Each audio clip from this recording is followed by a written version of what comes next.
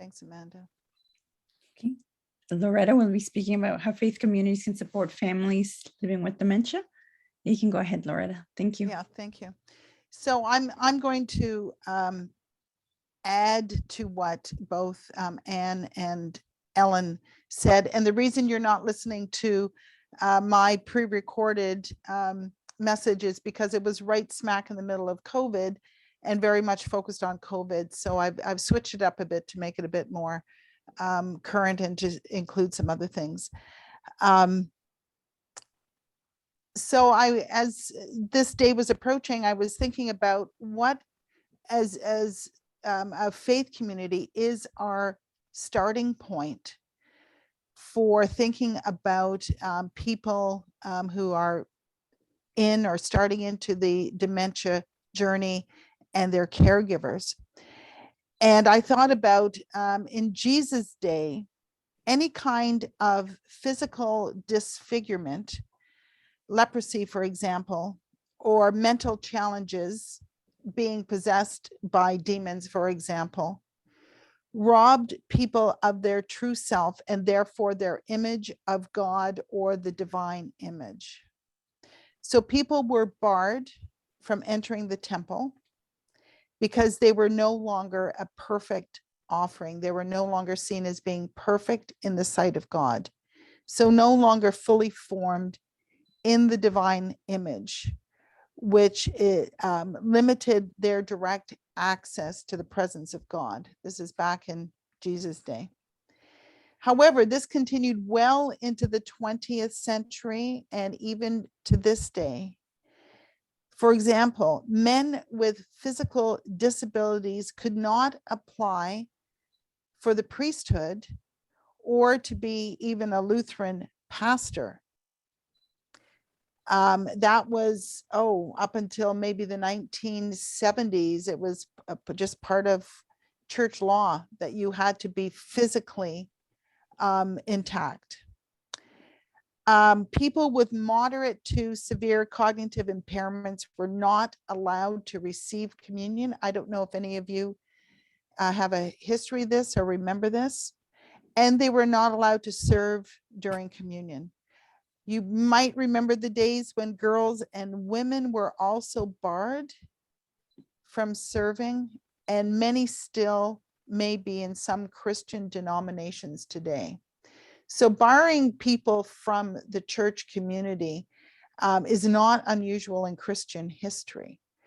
And that comes out of the Hebrew scriptures where people were barred from participating in the faith community. Today, dementia still threatens our identity as selves and our role as productive and contributing members of a family or community. And I think is still the most feared illness among persons over the age of 65. It terrifies all of us. There is still, unfortunately, shame and stigma, and family and friends can find it difficult to connect with someone with dementia. People have said this to me. I'm not going to go and visit them anymore because they are no longer who they are. They are often seen as already passed from this world, especially people in moderate to late stages of dementia. I believe that people of faith should have a different story to tell. Our self or personhood is not defined solely by our physical bodies or our cognitive ability. And as Ellen said and Anne said, it is instead defined by our relationships with others. So I'm just going to share now my, if I can find it. Hang on just a sec. It's the trouble with Zoom. You start losing things. Okay. So this is from John McFadden, and Ellen, you probably know him. He writes, we are creatures created in the divine image, not because we physically or intellectually resemble the Almighty One, but because God remains in faithful relationship with us in all circumstances and conditions. God's goodness can be experienced within the reality of cognitive loss, even as it can be within physical disability, chronic pain, or heart-rending grief.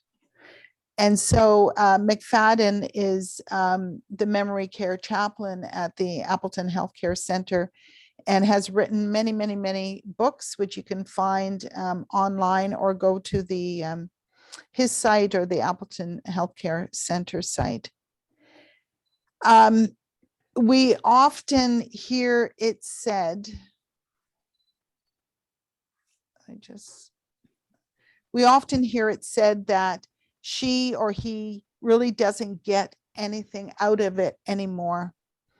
And in reference to worship services, you know, they're not understanding, they don't get anything out of it. And therefore there's no sense or need to bring this person to a worship service. So as Ellen mentioned, it is very much believed today and researched that familiar liturgy and hymns run very deep in us. Anyone who has said the Lord's Prayer with somebody with dementia or someone who's even dying, there's that automatic connection because it's so familiar. It is deeper than cognition. These familiar things, they run so deep and greatly positively impact a person with cognitive challenges. So while an individual may not remember people in a worship service, they are still remembered by the congregation. We keep their memory, as Ellen said, and these relationships run deep within a person, even when they aren't able to say the person's name and to greet somebody with their name. So Rabbi Heschel taught that it is through the experience of being obligated that we truly exist. And many elders living with dementia wish to continue to serve in other meaningful ways. So Anne told the story about the couple who wanted to help in the kitchen. People want to have meaningful lives for as long as they possibly can. You might have heard about Aristotle's 3 kinds of friendship. I just love these little birds. But the first one is useful friendship. So that's when you've got to take your kids to hockey practices and hockey games, and you hook up with another set of parents or another mom or dad, and you agree that you'll carpool and you become friends with them. But it's a friendship based on utility, on how can I help you? You scratch my back, I'll scratch yours. But it may not go any further, you know, once your kids are out of hockey. We also have friendships for pleasure, mutual tastes and interests. So you may join a group or with another person to go walking or to movies or a book club or whatever it is, but it's based on pleasure. And maybe when the group dissolves or somebody drops out, you no longer have a connection with that person. That's happened to me over and over again in my life. A person journeying into dementia may themselves feel useless and no longer enjoyable to others. If I have dementia, obviously you don't want to be around me. Why would you? But true friendship, according to Aristotle, is when we are committed to helping another person live a good life. And that's a friendship based on virtue. And these kind of friendships, according to Aristotle, wish good for our friends, seek to guard and protect our friends, commit to spending time with them, regardless of their situation, may share some common choices and decisions. We may have things in common, the way we think, um, you know, restaurants we like, or any of those kind of things. Those will definitely be there for the most part. And we share our friends' joys and sorrows. And that's something that we find written in scripture, is that we are there to share each other's, to bear each other's burdens and share our joys and sorrows. So faith communities, I think, to start with, should be places of relationships and friendships. And therefore, we are called upon to not abandon people who start the journey into dementia. We can't do that. When they do start their journey into dementia, we rely on our shared memories and our commitment to them.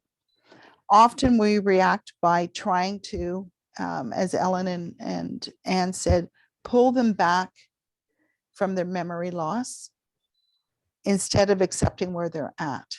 So instead of making the changes, doing things differently, we are in denial ourselves of the memory loss and what that means. So we need to be present to them emotionally in ways that bring them comfort, joy, and freedom from anxiety. And so as churches, faith communities, it's important to do that. So being present means engaging in conversation, even though they may say words that are inappropriate or nonsensical. The greatest joy lies not in discussing world events with them, but in the emotional connection formed in the process of the conversation, however it may go. Enjoying each other's company to the best that you can. So I have 2 quotes here. John McFadden says, "The soul continues to know those it cherishes, even if the brain can no longer supply a cognitive context." And I think this is because, as John Philip Newell says, in Celtic spirituality, the soul was viewed not as inhabiting the body, but as suffusing the body. So our soul is our entire body and can connect in different ways, ways that we don't even know about. So when we journey with the individual who is themselves in dementia, with dementia, we can touch them in ways that we may never know how we're going to touch them. So I'm just going to switch to a different file here.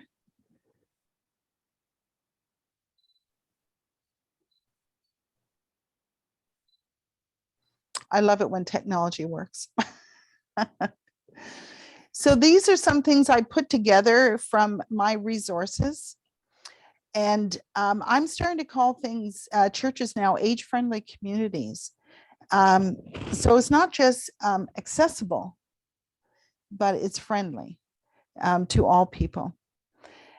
So sharing the journey in community, and I can send this out to you after, is, as we've learned, attentive listening, patience, and kindness. Focus on what they can do instead of what they can't do. Provide, faith communities can provide needed support such as transportation, helping with shopping, appointments, congregational activities, all those things. Provide a stigma and anxiety-free environment. Ellen mentioned that with the movie. If you get to know that person, it's not, and if the whole faith community has an opportunity to do that, it's not a shock when the person stands up to say something or their caregiver stands up and starts singing. Integration, especially with children and youth, is very important. Oftentimes, clergy and congregational leaders are not informed of these changes in a person's life, whether it's physical, mental, cognitive, whatever kind of changes. I often feel like I'm the last one to know. And people sometimes assume that I do know as a pastor. So it's important for that to be shared, if you have the family's permission to do that, or to encourage your community to share, if they are comfortable with that. But it's good for people to know, the clergy and congregational leaders, so we can be helpful instead of harmful ourselves. And of course, educating the congregation in dementia and those things, which is why we're doing this today. Different programs you can engage in or host yourself are memory cafes, singing for the brain, outings and creative engagement. Now that churches are more open, bring people along, include them in what you are doing. I don't know if you can provide respite care or other support for caregivers, but they're one group that we often forget about. And today, you've heard of the sandwich generation. Well, now it's the, triple, quadruple sandwich generation, who you're the baby boomer looking after your adult children who are still struggling, your parents, and possibly even your grandparents. Now that we have so many people into their 90s, you have baby boomers whose parents are still alive. So support for caregivers is very important to folks, including people with dementia. As Ellen said, those with early to mid-stage dementia can still read a scripture passage with the support of a caregiver or companion. And what we are finding is that they can be fully engaged in the moment. If they can't get through it, just like I tell people who want to speak at, a loved one's funeral, if you can't get through what you want to say, I don't mind taking over.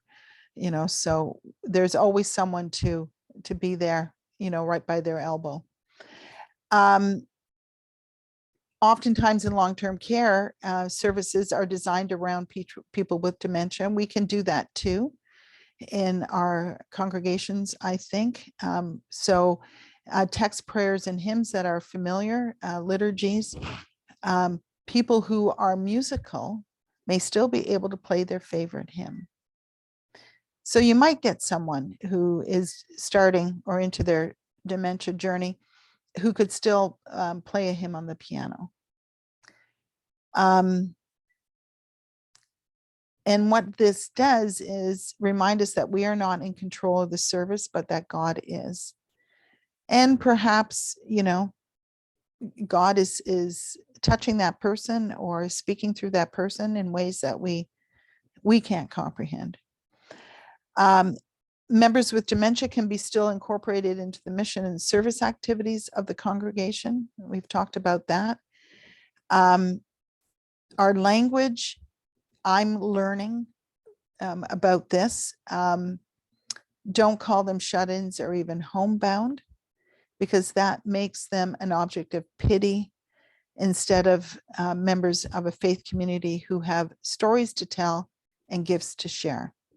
So the church has to, what we're learning now is to change our language about many things.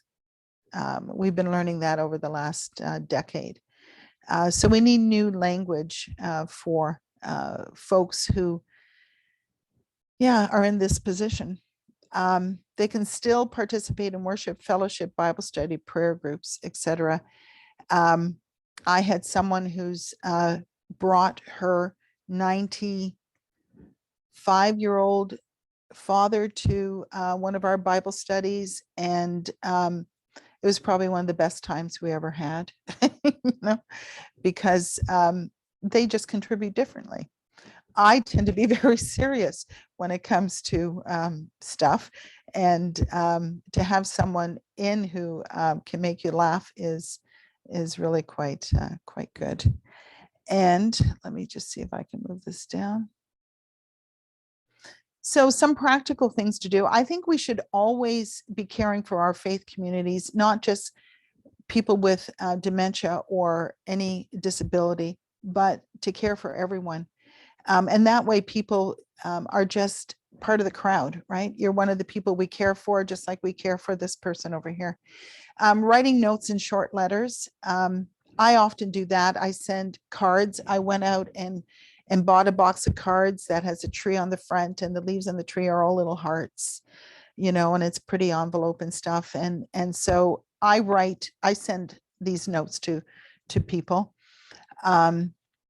Keep in touch with the individual or caregiver by text or email, however you can. Start a telephone tree. That was very important during COVID. I still have folks from my former congregation, Grace, which amalgamated, still being callers on that telephone tree with the people that they were assigned to call. Be prepared for the conversation. Weather is a good start, but as you get to know the person, think about what you can possibly chat with them about, instead of just going in cold. Encourage younger members to make cards, send, of course, Christmas cards, Easter, drop off or mail devotional material. And I'll show this after I end this slide, because I have a little, well, I can show it now. Hopefully you can see it. So we picked up, bought several of these books called Prayers for Dementia, and I still have lots left.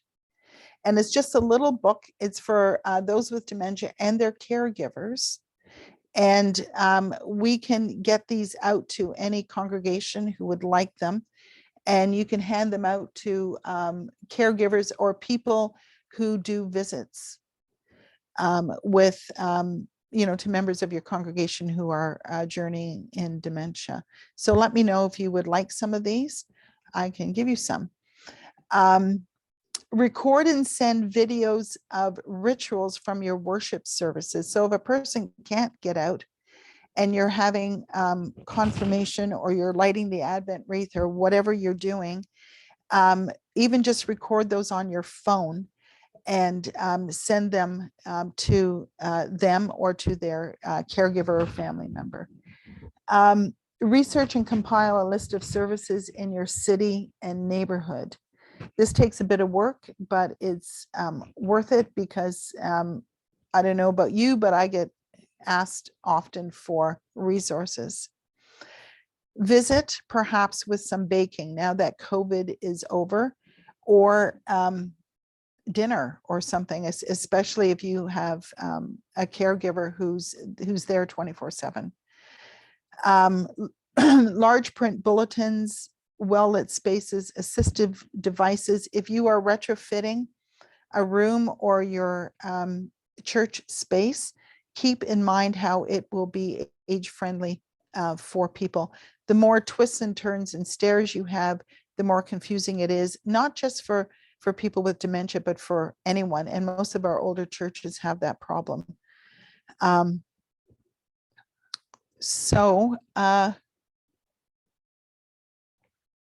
UCC is not the United Church of Canada, but the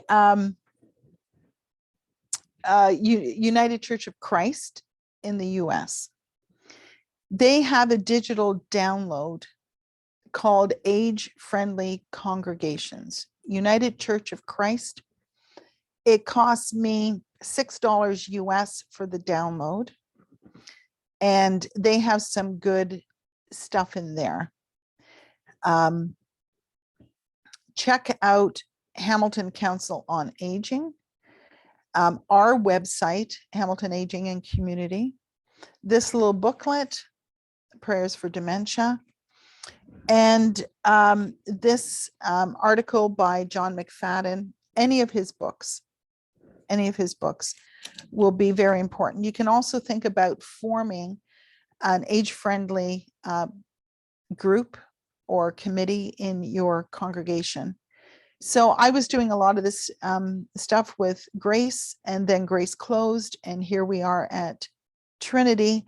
And so I've just started that this year, is to form an age-friendly group who can start some of these things that I've mentioned here, if you want to get something like that going. So that's it.